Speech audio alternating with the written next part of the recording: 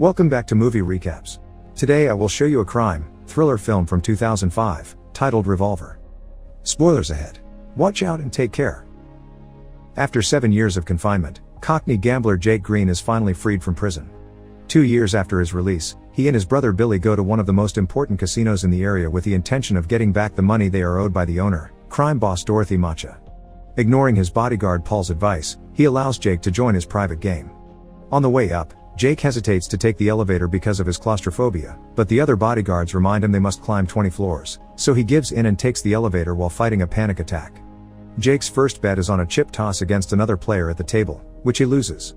But this is on purpose. He's manipulating Macha into a sense of false security, so when he makes the same bet with him, he wins this time. Billy and Jake hurry to leave the casino with their bags full of cash, and on their way out, they're stopped by Zach, who tells them they're in danger and he can help them before giving Jake his card. This time, Jake decides to take the stairs, but before he can even go down one step, he passes out and falls down as the card is revealed to say take the elevator. While Jake is rushed to the hospital, Macha expresses his worries to Paul. Jake must want bigger revenge after 7 years in jail, especially after the incident with his sister-in-law, so Macha orders Paul to hire the best hitman in the business to get rid of him. At the hospital, Jake is told no cause for the blackout could be found at a first glance, so he should go home and rest while waiting for the blood test results. Billy goes to his own house while Jake takes the bodyguards for protection, but all of them are shot as soon as they arrive. The only reason why he manages to dodge is that he finds a card on the floor that says pick this up, so he bends over to do exactly so. He tries to escape in his car, but the driver is shot too. Luckily for him, Zach arrives just in time to save him and take him away. The hitman, Sorter, can't understand how he missed, since he never misses, and theorizes someone must have tipped Jake off. What he tells Macha when he scolds him, however, is that he missed because he had a bad feeling. Meanwhile, Zach takes Jake to meet his partner, Avi, who has somehow put his hands on Jake's medical file. The test results are in. Jake has a rare blood disease that will cause his death within 3 days. The men offer Jake their protection in exchange for 2 conditions, which are not negotiable. He must give them all their money, and do anything they ask for, including answering any questions. They give him 3 hours to decide, but Jasky leaves without saying a word because he's convinced they're trying to trick him. The results he gets at the hospital are the same ones, but Jaskier once again thinks the lab must have been paid by Zach and Avi, so he gets a second opinion from his private doctor, who also gives him the same prognosis. After threatening him with his gun to make sure he isn't also being paid, Jake admits he has no choice and, after taking money from the bank, goes back to accept the men's deal. As they go out for a ride, Avi explains they're loan sharks, and it'll be Jake's money that they'll be loaning. After visiting their first client to drop the money, Avi demands Jake to tell him all about his history with Macha. Macha used to have 3 very stupid men working for him called the Three Eddies. They lost their card man before a big game and knew Jake was a good player, so they called him to replace him. Jake wanted to refuse, but they threatened Billy's family, so he had to accept to protect them. During the game, however, the other men on the table began insulting Jake and his mother. Jake wouldn't accept that, so he started a gunfight. The power went off, the money disappeared, and the next thing he knew, someone dropped his name and Jake was being questioned by the police. To keep him from talking, they threatened his niece and accidentally killed his sister-in-law when she tried to protect her daughter. Jake didn't tell the cops that Macha organized the games and was sent to jail for 7 years. During that time, the Eddies upset Macha in some way which resulted in him using them as concrete. After visiting a bunch of clients, Zach sends Jake to stay at a motel. Meanwhile, Macha and Paul visit crime kingpin Sam Gold, considered the ultimate figure all other crime bosses want to be like. However, Gold never receives visitors, so instead they meet with his advisor, Lily Walker, who accepts to broker a powder deal with Macha. She also reminds him that Gold doesn't like publicity or give second chances. Sometime later, Jake gives Zach and Avi more money before he's asked about his time in jail while playing chess with Avi. Jake had been given 2 options, 14 years of normal time or 7 years of solitary, so he chose solitary. His cell was between 2 men's, a chess master and a con man, that had been there for a long time, and while they never talked to each other, they knew everything about each other. During the first 5 years of Jake's sentence, the 3 of them would communicate by sending messages written on the library books, and that was how Jake learned their formula to win any game in the world. The 2 men were planning a prison break and promised to take Jake with them, but when they finally left, they disappeared without a word and left Jake behind. When he was released 2 years later, he found out those 2 men had taken all his money and only left behind a note that said you can only get smarter by playing a smarter opponent, so Jaker started using the formula to make himself rich at various casinos. As the days pass, Jake continues working by visiting various clients and giving away his own money. He's also supposed to threaten them if they don't pay, but he can't bring himself to hurt innocent, desperate people. Meanwhile, Avi and Zach are chaining the side of a wall to a truck so when they pull, they break said wall and steal the safe on the other side. This safe has the powder Matcha had promised Lily, so when he finds out he's been robbed, he sends Paul to solve this no matter what it takes.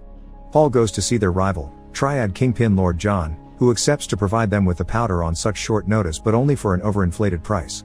Jake, Zach, Avi, and their team go to the hotel where the exchange will happen.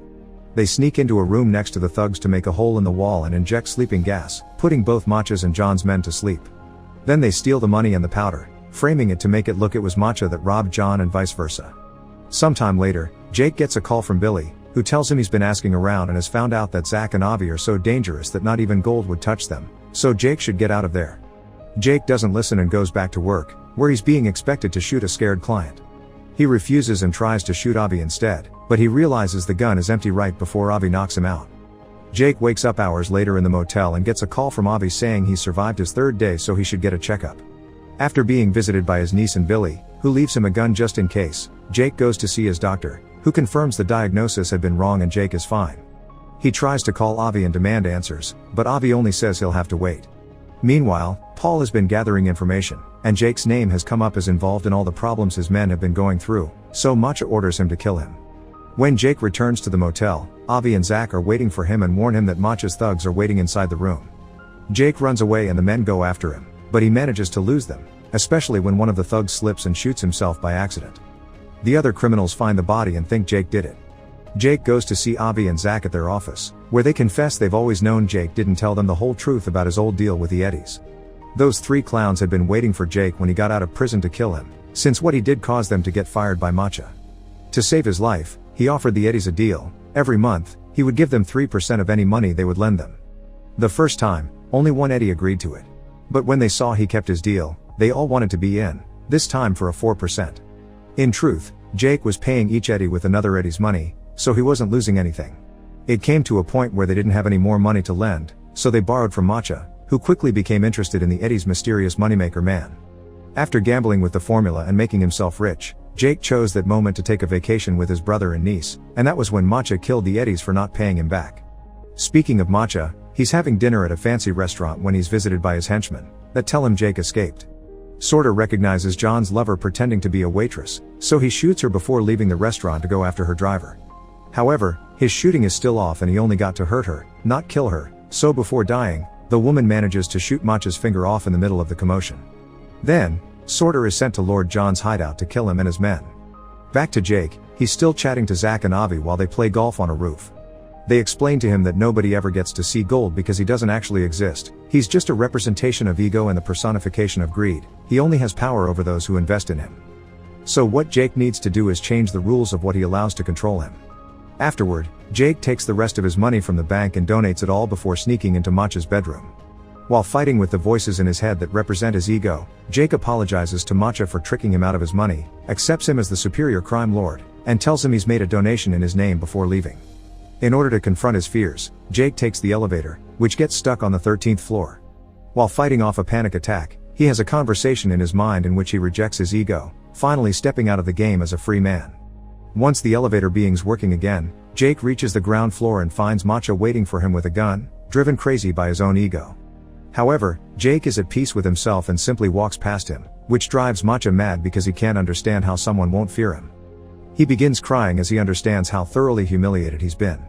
The next morning, Paul brings Matcha all the local newspapers for him to see his name plastered all over them. Jake hadn't been lying when he said he made a donation in Matcha's name, and now everyone thinks the casino owner cares about the community. Matcha is happy to take the credit, but his happiness is short-lived. Paul also informs him that Jake has the powder and he's been playing them all along. Paul, Sorter, and the rest of Matcha's henchmen go visit Billy, who manages to hide his daughter in the cupboard when he realizes one of his bodyguards has betrayed him. Once he's found, the men begin hurting him while interrogating him, not believing when he says he doesn't know where Jake and the powder are. Paul's methods are quickly escalating and Sorter starts feeling uncomfortable, especially when they make the girl come out of the cupboard after they hear her sob. Refusing to hurt a child, Sorter rejects his ego and begins killing his fellow henchmen methodically and effectively, but he makes a mistake at the end and gets killed too. Meanwhile, Matcha is visited by Lily. She brings him a wreath sent by Gold, who isn't happy with seeing Matcha's name all over the newspaper since he doesn't like publicity. Lily also informs him that Matcha's time is over and he won't have a second chance, which sends him into another panicking frenzy. Avi and Zach take Jake and the powder to Matcha's casino, where Avi finally beats Jake at a game of chess while confessing the last few details of the story. He and Zach had been the men in the cells next to Jake's, and they always wanted to take him away with them, but he hadn't been ready to accept the truth, implying they have been nothing but merely figments of Jake's imagination. Unfortunately, he doesn't have time to come to terms with this because at that moment, the casino's bodyguards come to take him to see Matcha, who has the girl with him. After dropping the bags of powder on the floor, Jake tells his niece everything will be fine, which drives Matcha mad because Jake is still showing no fear even when he's pointing his gun at the child. Humiliation causes the ego voices in Matcha's mind to reach the conclusion that Jake can't hurt a dead man, so he puts the gun against his head and shoots. Make sure to subscribe and turn on notifications so you can watch more videos like this. Thanks for watching.